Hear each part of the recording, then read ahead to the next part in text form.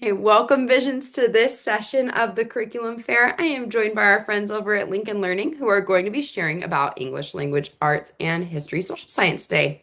Lincoln Learning friends, the floor is yours.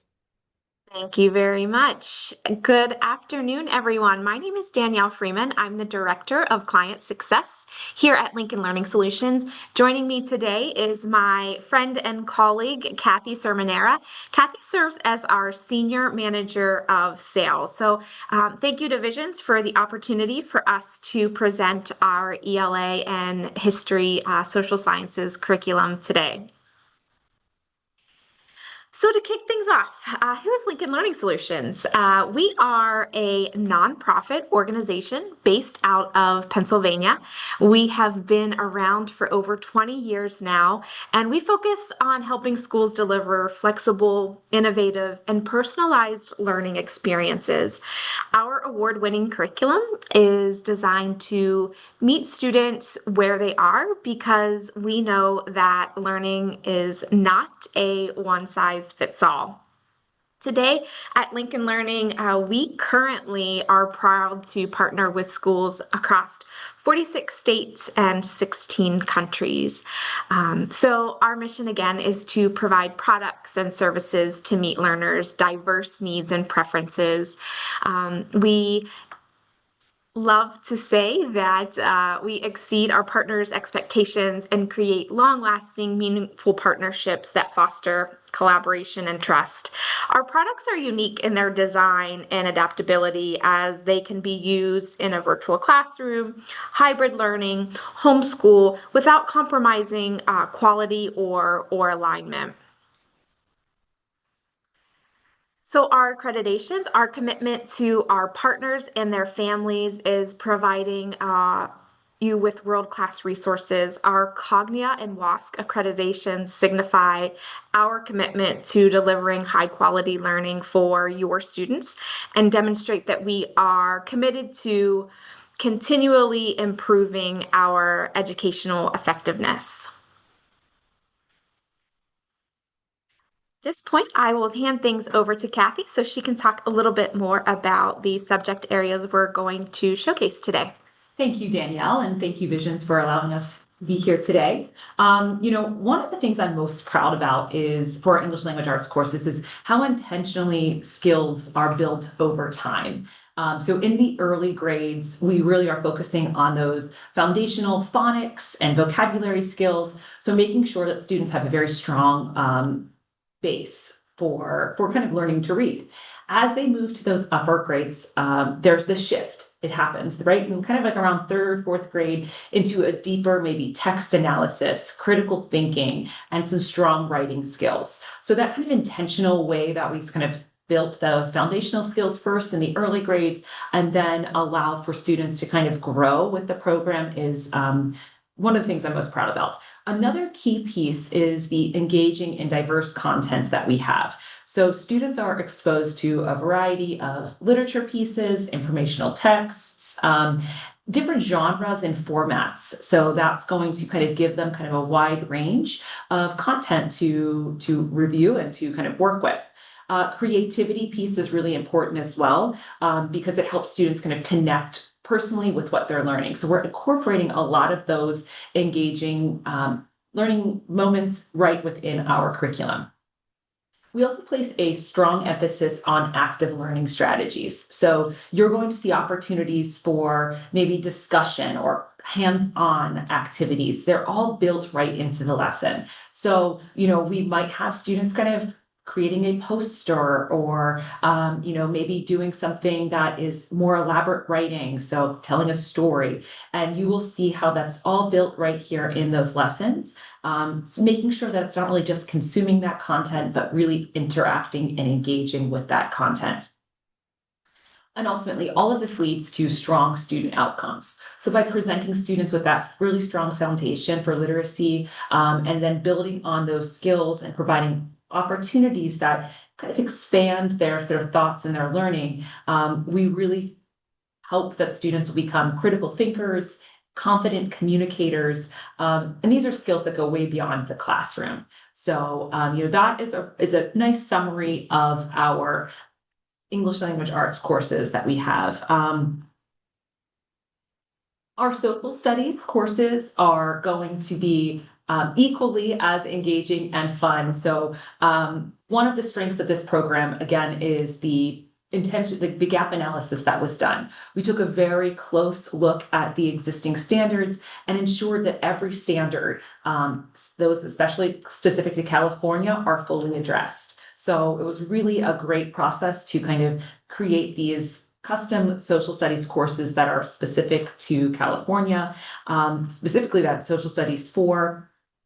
This program is built around more of a thematic learning. So students are going to approach, instead of approaching these topics in isolation, students will explore the big ideas like citizenship or history or geography, and connect those pieces in that way. So again, this helps build that strong foundation while also encouraging that critical thinking. And just as importantly, we do incorporate a lot of emphasis on cultural awareness. So giving students opportunities to explore some diverse perspectives, develop more of a broader understanding of the world around them. So, our social studies courses really kind of prepare students for the real world experiences that they'll have. Thanks, Kathy. So at Lincoln Learning Solutions, we offer a robust catalog of courses starting from TK all the way through 12th grade. We have core electives, and a lot of fun electives too that we can offer.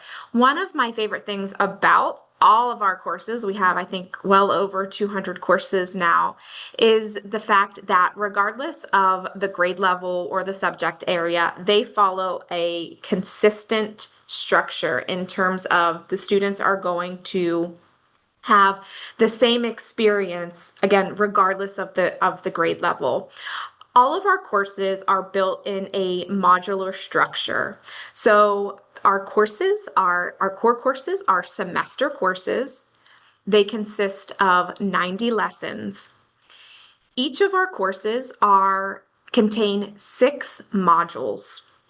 Within each of those modules, there are 15 lessons. Students will find lessons that contain several learning objects, and these learning objects are known as our ITs. And in a few minutes, I'll hand things back over to Kathy, and she's going to do a demo where you can see what those ITs look like. So again, our empowered curriculum is made up of these learning objects. And it's great because, as I said at the beginning, we know that there is everyone learns in a different way, right? So with these learning objects, it really provides students the opportunity to learn the content in a way that is most familiar or are most comfortable for them. So again, the lessons consist of always a read it, and sometimes a show it. And then you'll see these other types of learning objects embedded throughout as well. So the most important one is our read it. That's the primary learning tool. Each read it provides the essential instructional content to support a specific learning objective. Our read it has an accompanying show it and answer key. The read it will also be accompanied by an assess it whenever there's work that will be graded. Additionally, we have something that's a little bit newer on our end, and what it is just a real teacher voice of the read it. So if you have a younger student maybe, or somebody that's not a huge fan of reading, they may rely on the teach it. They may choose to do the teach it instead, because what that teach it is a teacher or a character reading that content to the students. The assessments are going to be the graded assignments. So those are the learning objects that students must do in order to complete the course. So whenever a student sees an assess it, that will be submitted to the teacher for a grade. Additionally, every 5 lessons, students will find a checkpoint. These are small assessments, typically 5 questions that are auto-graded, just allowing the parent or teacher to ensure that Every 5 students, they're able to see if the student is really understanding and really comprehending the content that they have been engaged with. We have our practice its. Our practice its provide the opportunity for students to practice new skills and concepts. These learning objects contain online and offline activities and problem sets. Show its, again, those are the non-gradable activities that allow students to demonstrate mastery of a specific learning objective. We sometimes like to call our show it's like a dress rehearsal to make sure again that they are understanding the concept. Watch its are engaging videos to support that lesson content and enhance the student learning experience. And play its contain exciting standard aligned games to reinforce skills. So my husband and I, we have 2 daughters. Both are very different. My one daughter, I think, would probably spend a little bit more time than what she should on the play its because she likes to watch games. My other daughter might spend a little more time than what she needs to on the watch its because she is a visual learner and likes that auditory piece of it. Sprinkled throughout, you will find our reinforce it and extend it. And again, these are just additional opportunities for the students to reinforce the content if they are maybe struggling or need a little bit more assistance. And then the extend it, if a student is really enjoying that content and wants to learn more, they may take the time to complete the extend it. So again, the courses are built of 6 modules, 15 lessons within each module. There is a mastery checkpoint at the end of each module, again, testing them on all of the content that was covered, and those small checkpoints every 5 lessons to ensure that the students are understanding the content that they are learning. So without further ado, I'll stop talking about the learning objects and I'll hand things over to Kathy for her to provide a demo. Thank you so much, Danielle. And Let me let me know if you're able to see my screen.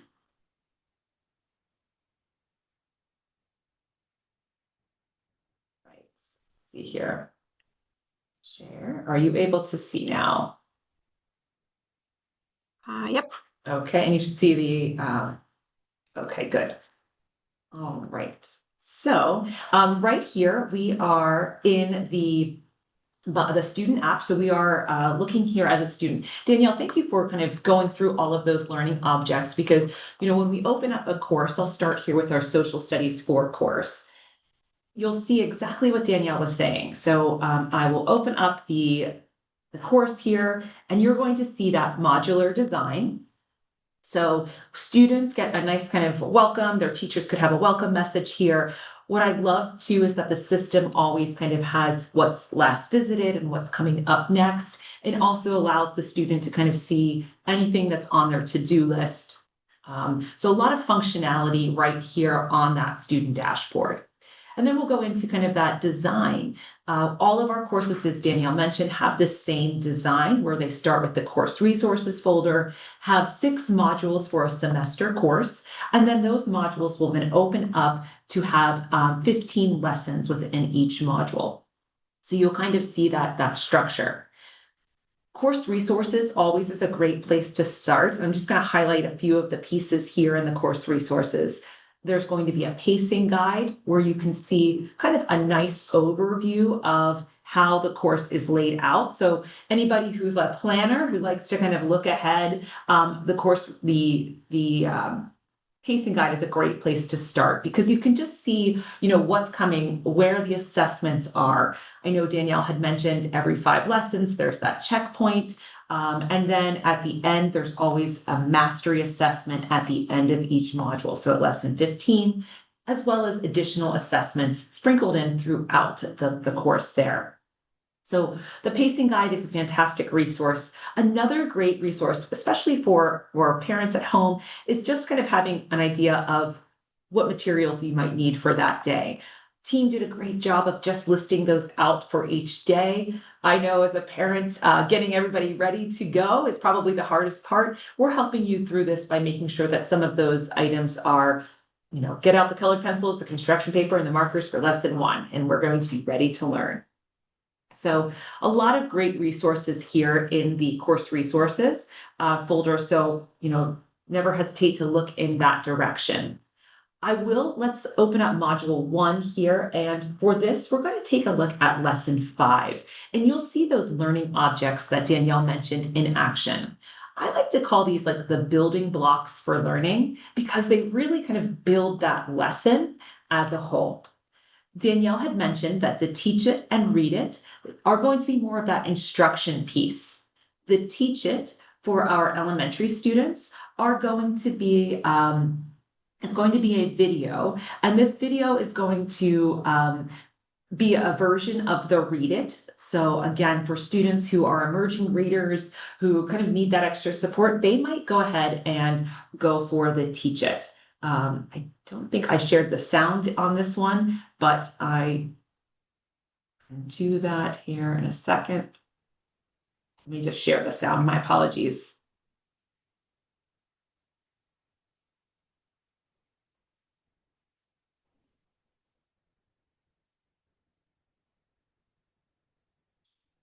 Sound right here. All right. And plateaus are some examples of landforms. Let's take a closer look at deserts and valleys. A landform is a natural feature that can be found on the surface of Earth. As you can see here, our teacher is reading through this read it here. It's going to be in that cadence of a teacher voice. And so really going to kind of allow students to understand that content and really in a way that can help them through this lesson. So that's the teach it. Definitely a learning object for our elementary students that is necessary. As students grow, so as students get into more of the secondary level, you'll see the teach it shift a little bit, more from a kind of learning to read to more of a almost lecture style, where there will be a teacher there kind of going through some slideshow, some slide deck to kind of introduce that topic. So you'll still see that kind of instruction piece, but how that teacher teach it is going to grow with the students as they get older. The read it really is the cornerstone of the lesson because the read it is has the learning objective built right in there, and it is that instructional text. What I love about our read its is that, it's not just a page out of a textbook because it's interactive. Students can go ahead and click on that did you know activity here. There's going to be places where students can kind of cycle through some content here. So they're going to cycle through the different landforms there. You'll also see some engaging pictures, as well as maybe a matching activity here to help students understand kind of what they read. And this is kind of an activity that students can do over and over again, so they can restart and try again. Really just a place for students to check their understanding. Also embedded directly within the learning objects, you will also see a text help toolbar. This is going to be a text to speech, so it will read directly. Skip to main right content. Read it banner image. CA deserts and valleys. Objective. So students will always have that text to speech. There's a translator tool in here as well, dictionary tool. So a lot of things students can use to kind of make that experience a little bit more valuable for them, especially if they are working independently at home. So the teach it and read it, again, that instructional piece, they go hand in hand. And then the next object you'll see is going to be a watch it. These next learning objects, the watch it's, the play it's, the show it's, the practice it, really build on the content that was presented in the read it and in the teach it. So let's take a look at this watch it here.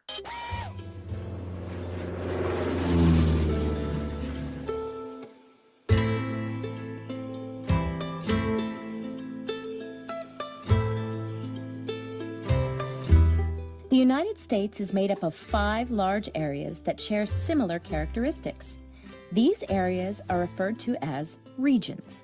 Today, you are going to focus on the Southwest region of the United States. A region is a large area on the planet's surface where all places share similar characteristics. You'll see we also have closed captioning on our videos. And just a note about our videos as well. We have our own in-house media team who's creating some of these lovely pieces. And you'll see here that they are embedded directly in the learning management system. You're not going to have students kind of navigating out of the learning management system. Their videos here for our K through 5 are going to be presented really right here within the LMS. So you won't have to worry about, kind of going into another tab. It's all going to be displayed right here. As we go out of the Watch It, you'll see that the next learning object is the Play It. This was definitely a fan favorite. These Play Its are a fan favorite of our students because it really allows them to play and kind of engage with the content in a way that maybe is exciting for them. So, students can press start. Welcome. As the newly elected mayor, you must develop this area into a thriving city. Your job is to build structures that provide power to residents while keeping the environment clean and healthy. The list of get lost in playing that one a lot. That is definitely one that our students really dive into because it really allows them to apply. So, making those concepts really come to life is what those the Play Its have for them.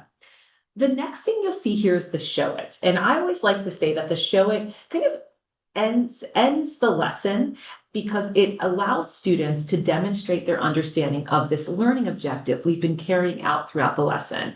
So if we've listened to the content, we've read the content, we've watched a video, we've played a game, now it's time for us to demonstrate our understanding of this learning objective. This is a great way to kind of have students show what they know. And this one happens to be a worksheet. So I want to kind of call out here some of the things for the worksheets. Our worksheets can be downloaded. There's a PDF right here for the worksheet that a student can download or print out right there. There are collections of worksheets that are printed that they would have available as well. But we also allow students, we have kind of another option, which would be the worksheet that they can complete directly right here within the LMS. So students can just kind of use the tools that they have to go ahead and complete the worksheet and write in their content here. So that is something that that students can do here. They can complete that worksheet in a multiple ways as well. Now the Show Its are a place where students can demonstrate their understanding of that learning objective, but they are really a great tool to prepare students for any assessments. So our Show Its do come with an accompanying answer key, which is a great way for students to check their work. Kind of think about this as maybe the answers in the back of the book, like we had with our textbooks. This is a great place for after you do your worksheet, now you can go ahead and check to make sure that you have the answer completed there for you. So you can kind of check your work. As we navigate to the next learning object, I am at a checkpoint. Since this was lesson 5, we do have checkpoint assessments every 5 lessons. So students can go ahead and start their assessment here. Our checkpoints are going to be all auto-graded assessments. So you're going to see students kind of have auto-graded assessments. They will get these responses and the feedback as soon as they're done taking that test. There are a pool of questions that students will get. So even if you have to do a retry, you're not going to get the same assessment each time. And within here, you'll also see that we do have the text to speech as well. So if a student needs test questions read to them, they do have that text help toolbar also available there for them as well. And so the checkpoint is just one example of an assessment that students will see. We also have mastery assessments, as Danielle mentioned. Mastery assessments are going to be more of that summative exam. So it's going to be everything that's covered in Module 1 would be in that mastery assessment.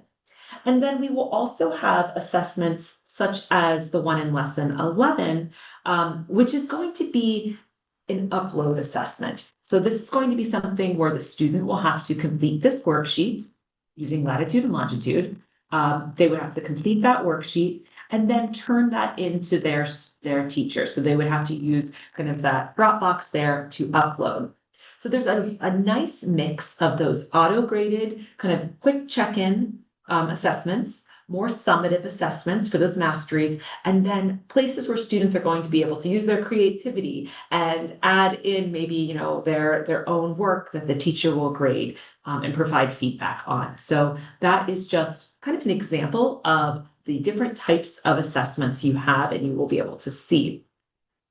Before we open up for questions, I just want to hop into an English language art class so you can see that parity. So we were in the social studies course at first, and then when I hop into an English language arts course, you're going to see that same type of design. The course resources, that modular 6 modules that open up into your lessons.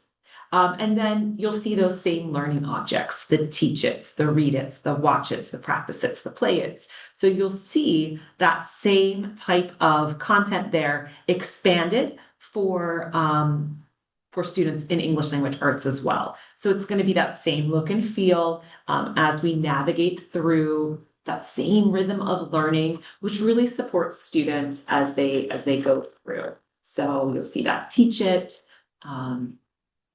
And that read it content as well looks very similar here, you know, just different concepts. And again, we find that that's very helpful for students to have that rhythm of learning there. So I am going to pause here. I know we wanted to have some time for questions. So are there any questions? Yes, thank you. I'm going to close out our recording and then we'll move into Q&A. Okay.